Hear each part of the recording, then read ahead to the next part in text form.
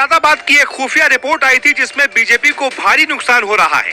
यहाँ तक कि मुरादाबाद मंडल में बीजेपी को 27 सीटों में से सिर्फ 2 से 7 सीटें ही मिलने की उम्मीद थी, लेकिन अब बीजेपी के लिए रास्ता खुल गया। वो ऐसे कि मुरादाबाद की 6 विधानसभा सीटों को जीतने के लिए कुल 32 मुस्लिम उम्मीदवारों को टिकट दिया गया है। मुरादाबाद समाजवादी का गढ़ रहा है। यहाँ लड़ाई बीजेपी की आसान नहीं होती, फिर भी समीकरण बैठ गया है।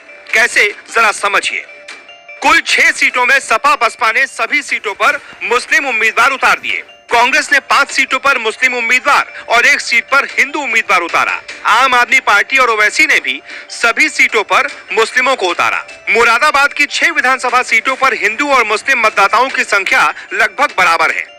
ऐसे में बीजेपी के लिए यह शुभ संकेत है कि विपक्षी दलों ने अपनी पार्टी से हर सीट पर मुस्लिम प्रत्याशियों को चुनावी मैदान में उतारा है, जिससे बीजेपी के प्रत्याशियों को जीतने में आसानी हो सकती है। मुरादाबाद देहात विधानसभा सीट और कुंदर की विधानसभा सीट पर तो मुस्लिम मतदाताओं की संख्या 55 और 60% तक है, लेकिन इस बार जिस तरह बीजेपी को छोड़कर सभी पार्टियों ने मुस्लिम प्रत्याशी चुनावी मैदान में उतारे हैं, उससे राजनीतिक समीकरण बिगड़ सकते हैं।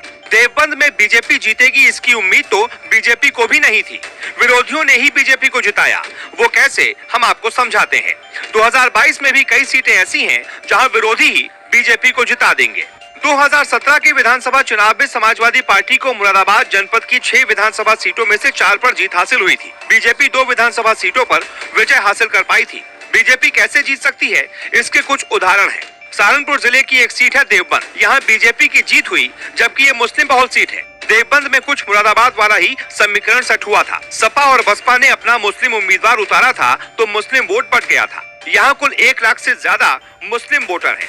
देवबंद में बीजेपी को कुल 1,02,000 वोट मिले तो सपा बसपा को 72 और 55,000 ही मिले। यानी सपा बसपा के उम्मीदवारों के वोट मिला दें तो बीजेपी से ज्यादा है, लेकिन वोट बढ़ जाने की वजह से वहाँ बीजेपी जीत गई और मुस्लिम गढ़ में सपा बसपा कांग्रेस का जादू नहीं चल पाया। यूपी की कई ऐसी सीटें हैं जहां बीजेपी को हराते हराते विरोधी पार्टी अपनी हार की कहानी लिख देती है। दरअसल जहां मुस्लिम वोट बहुत होता है, वहां बीजेपी के लिए 2 बातें होती हैं, या तो वो जीत जाएगी या तो हार जाएगी। संघर्ष करने जैसा कुछ नहीं होता। अब मुरादाबाद में अगर सभी उम्मीदवारों को मुस्लिम ही उतारा गया है तो फिर बीजेपी का रास्ता आसान हो गया है। जहाँ बीजेपी एकदम नहीं थी, वहाँ बीजेपी को जीत भी मिल सकती है। Bureau report.